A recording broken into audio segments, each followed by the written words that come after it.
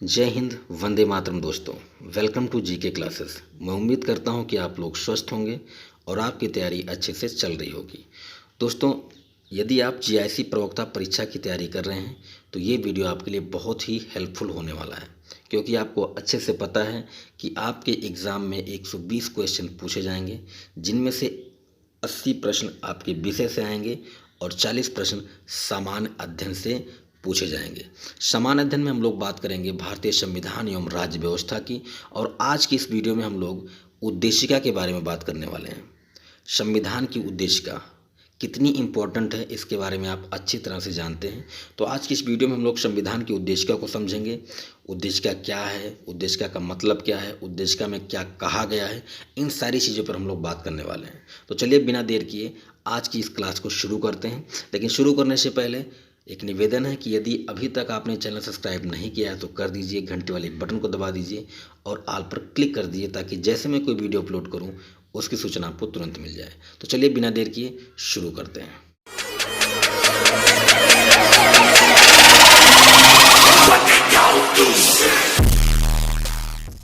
तो चलिए बात करते हैं उद्देशिका की।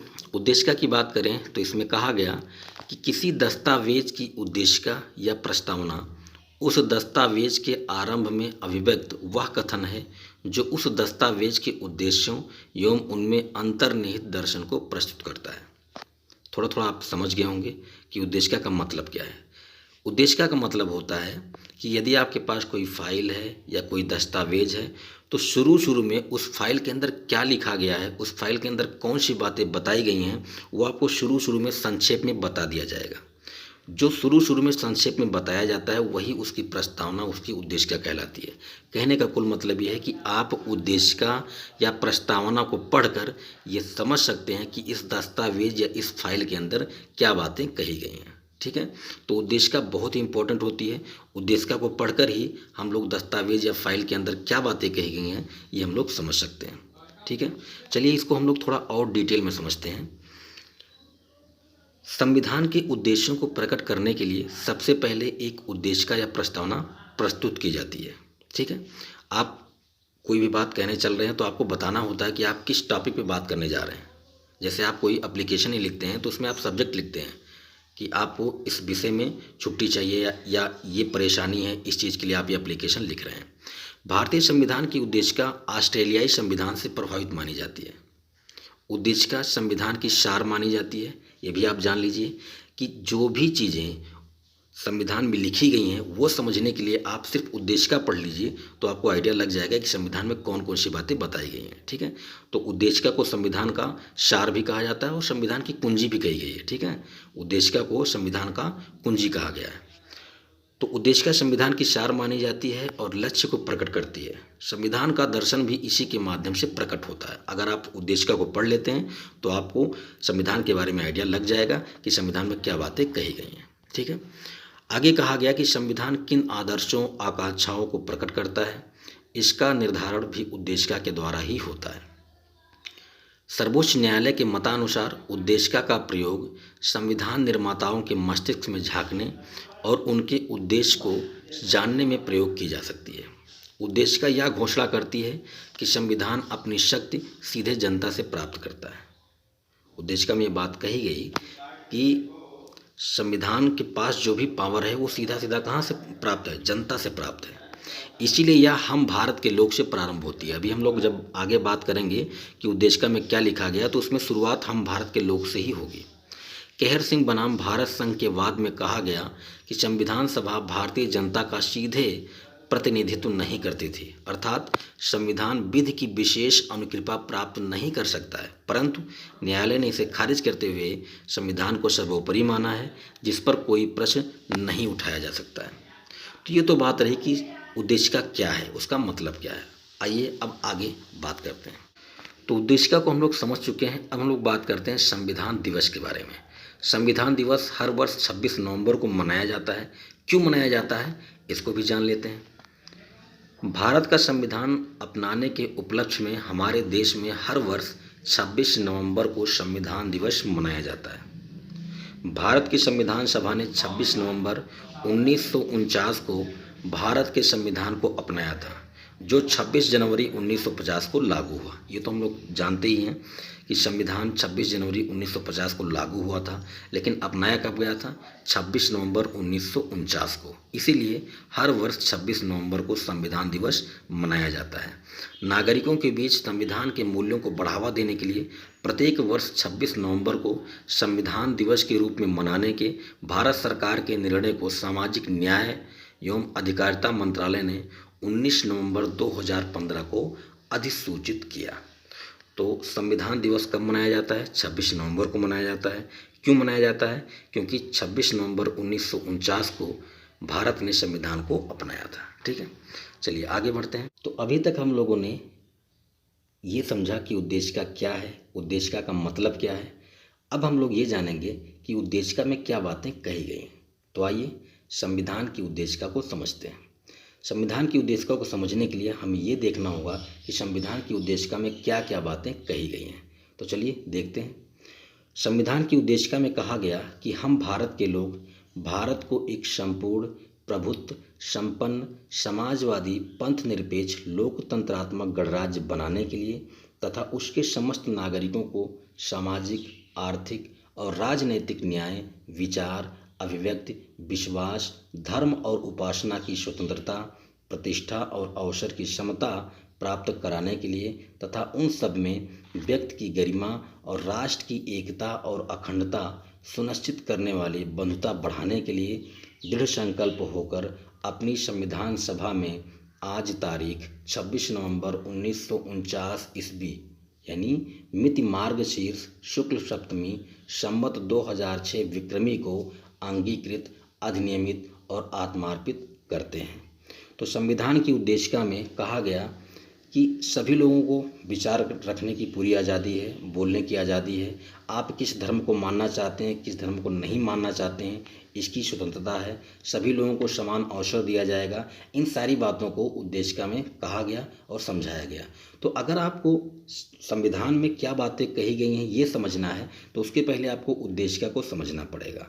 अगर आप उद्देशिका को पढ़ लेते हैं, उद्देशिका को समझ लेते हैं तो यहाँ से आपको आइडिया लग जाता है कि संविधान में क्या क्या बातें कही गई हैं और क्या क्या बातें हो सकती हैं। ठीक है, एक बार मैं फिर आपको बता दूं कि संविधान दिवस 26 नवंबर को सिर्फ इसलिए मनाया जाता है क्योंकि 26 नवंबर 1949 को भारत ने संविधान को अपनाया था। तो ये तो रही बात कि संविधान की उद्देशिका में क्या क्या बातें कही गई हैं। आइए अब आगे बढ़ते हैं। अब हम लोग समझेंगे कि उद्देशिका में कुछ शब्द दिए गए हैं, उनका मतलब क्या है।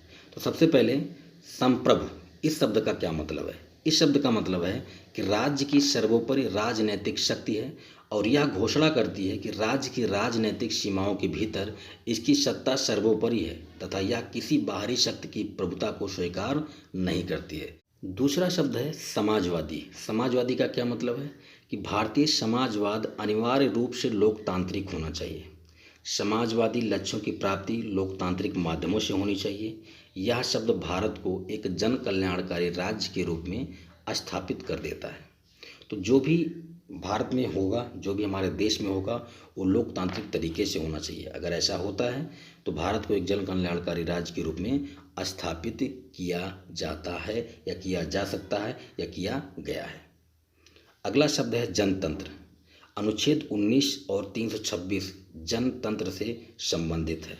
और इसका मतलब क्या है? इसका मतलब है कि भारत में बहुदलीय लोकतंत्र है। ऐसा नहीं कि केवल एक ही दल है, बहुत सारी दल हैं।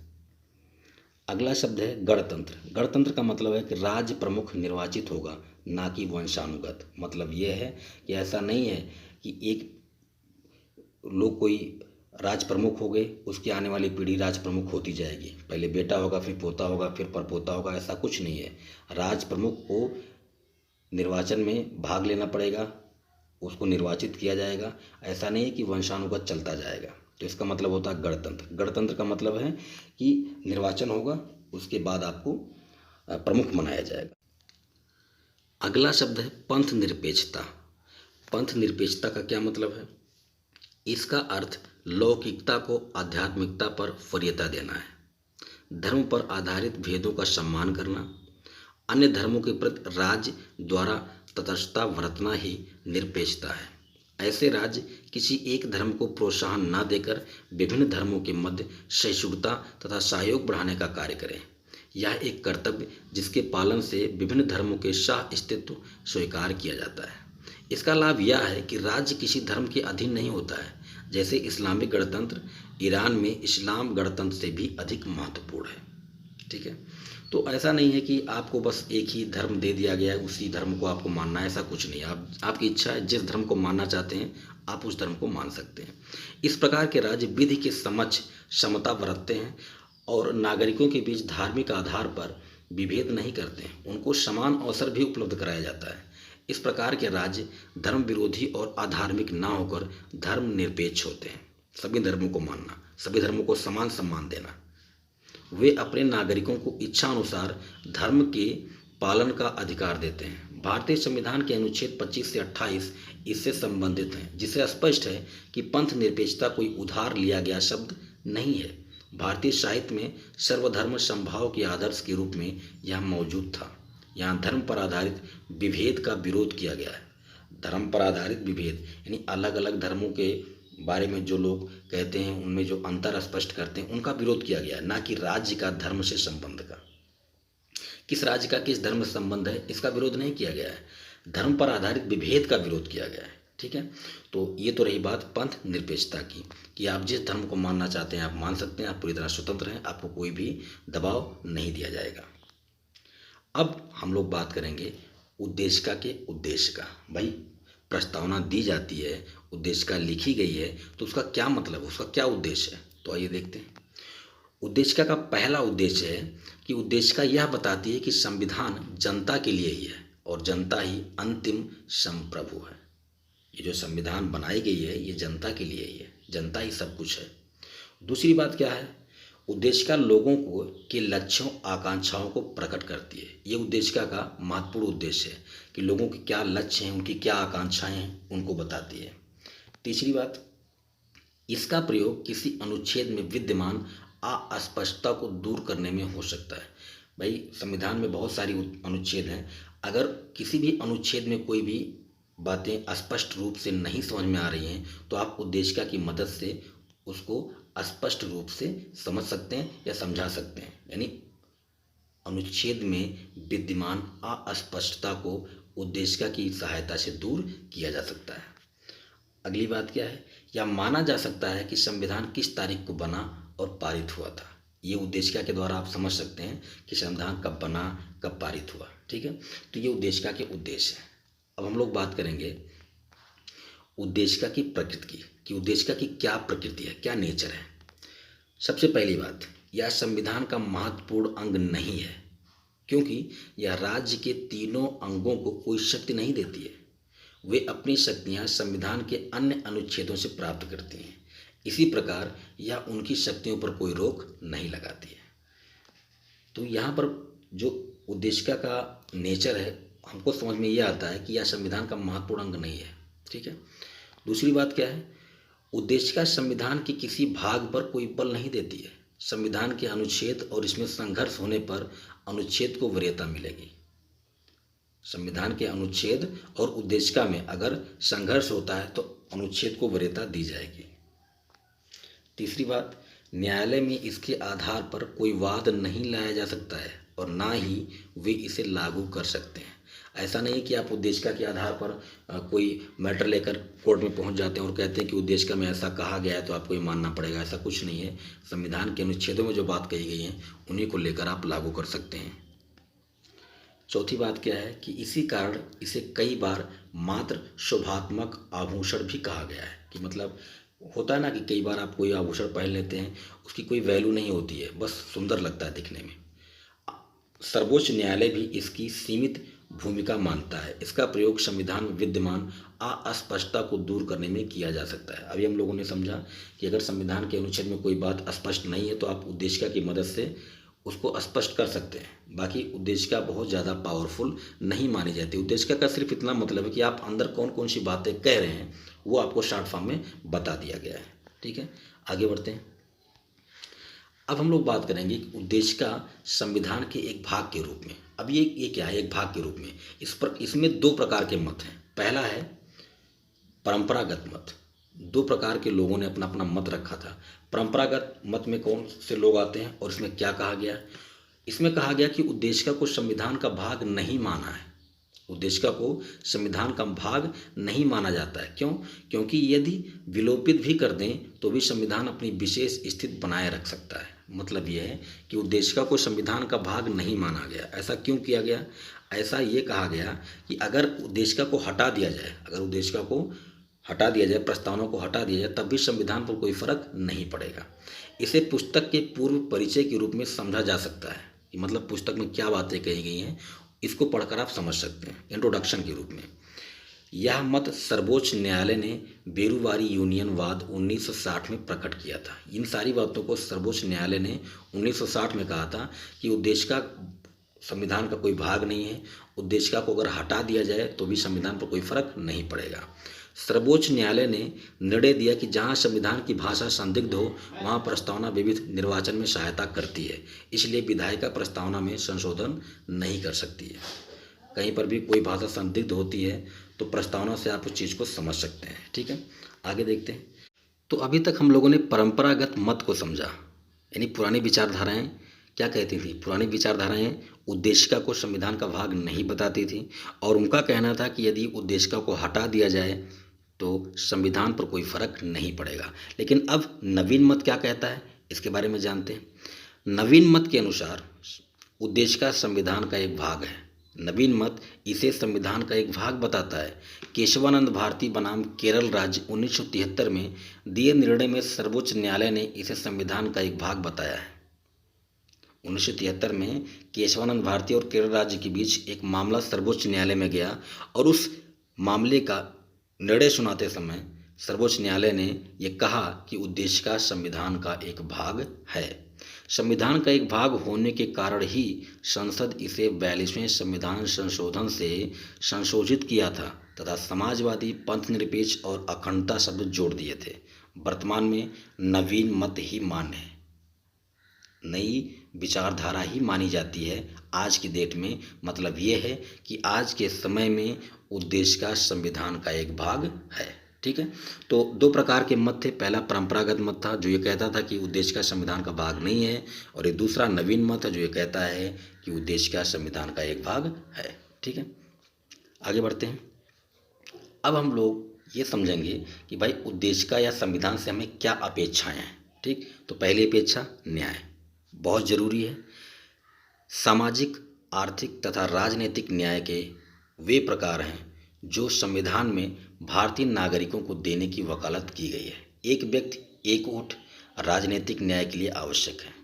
अनुच्छेद 19 326 में सामाजिक न्याय की प्राप्ति के लिए अस्पृश्यता का उन्मूलन, उपाधि का उन्मूलन किया गया है। अनुच्छेद 15, 16, 17, 18 आर्थिक न्याय के लिए राज्य हेतु नीति निदेशक तत्वों का प्रावधान रखा गया है। तो पहली बात तो न्याय, हमें संविधान से न्याय की अपेक्षा है। दूसरा समानता, स्तर तथा अवसरों की समानता स्थापित करना अनुच्छेद 14 से 18 में वर्णित है। भाई सभी लोगों को एक जैसा माना जाए, सभी में समानता हो। ठीक, हमें संविधान से ये दूसरी अपेक्षा। तो ये दो महत्वपूर्ण अपेक्षाएं होंगी, पहला न्याय, दूसरा समानता। अब बात करते हैं तीसरी अपेक्षा की। तीसरी अपेक्षा है स्वतंत्रता की। इसका अर्थ नागरिक पर बाध्यकारी तथा बाहरी प्रतिबंधों का अभाव है। एक नागरिक द्वारा दूसरे नागरिक के अधिकारों का उल्लंघन करना निषेधित है। मतलब ये नहीं है कि एक नागरिक दूसरे नागरिक के अधिकारों का उल्लंघन करे, उसको दबाव डाले, उस पर प्रभाव डाले कि आप इस काम को नहीं कर सकते, आपका ये अधिकार नहीं है, आप यहाँ से दूर रहें। मतलब ये है कि हर व्यक्ति स्वतंत्र है, हर व्यक्ति को अधिकार है कि वो कुछ भी बोल सकता है, कुछ भी विचार रख सकता है, किसी भी धर्म को मान सकता है। ठीक है, नागरिक स्वतंत्रता अनुच्छेद 19 में तथा धार्मिक स्वतंत्रता अनुच्छेद 25 से 28 में वर्णित है। तो स्वतंत्रता भी बहुत ही महत्वपूर्ण अपेक्षा है संविधान से। अगला है बंधुत्व। भारतीय नागरिकों के बीच बंधुत्व की भावना स्थापित करना, क्योंकि इसके बिना देश में एकता स्थापित नहीं की जा सकती है। ये बात हम लोग अच्छी तरीके से जानते हैं कि बिना एकता के कोई भी काम संभव नहीं है। अगर हम लोग एक होकर रहते हैं तो उसका लाभ हमें मिलता है। तो तो अगर देश को आगे बढ़ाना है तो जाहिर सी बात है भारतीय नागरिकों के बीच बंधुत्व की भावना होनी चाहिए, भाईचारा होना चाहिए, इसी से देश आगे बढ़ सकता है। ठीक है, तो ये थी संविधान से अपेक्षाएं। हमें संविधान से यही अपेक्षा है कि हमें न्याय मिले, समानता का अवसर मिले, स्वतंत्रता मिले, बंधुत्व की भावना हो। ठीक है, तो आज की इस वीडियो में इतना ही। आज की वीडियो में हम लोगों ने समझा कि उद्देशिका क्या है, उद्देशिका का मतलब क्या है, उद्देशिका में क्या बातें कही गई हैं, उद्देशिका का उद्देश्य क्या है, उद्देशिका की प्रकृति क्या है, उद्देशिका से हमें क्या अपेक्षाएं हैं। तो आज के वीडियो में हम लोगों ने उद्देशिका के बारे में बात किया। नेक्स्ट वीडियो में हम लोग उद्देशिका से संबंधित प्रश्नों पर बात करेंगे। ये पहला पार्ट है। दूसरे पार्ट में हम लोग इससे संबंधित प्रश्नों पर बात करेंगे। तो दोस्तों वीडियो कैसा लगा कमेंट करके ज़रूर बताएं, क्योंकि आपके कमेंट से हमें मोटिवेशन मिलती है और वीडियोस बनाने की। यदि आपको वीडियो पसंद आया है तो प्लीज़ चैनल सब्सक्राइब कर लीजिए, घंटे वाली बटन को दबा दीजिए और ऑल पर क्लिक कर दीजिए, ताकि जैसे मैं कोई वीडियो अपलोड करूँ उसकी सूचना आपको तुरंत मिल जाए। और रियली अगर आपको वीडियो पसंद आया है तो प्लीज़ अपने दोस्तों के पास वीडियो को शेयर करें। तो मिलते हैं नेक्स्ट वीडियो में, तब तक अपना ख्याल रखें, स्वस्थ रहें, मस्त रहें।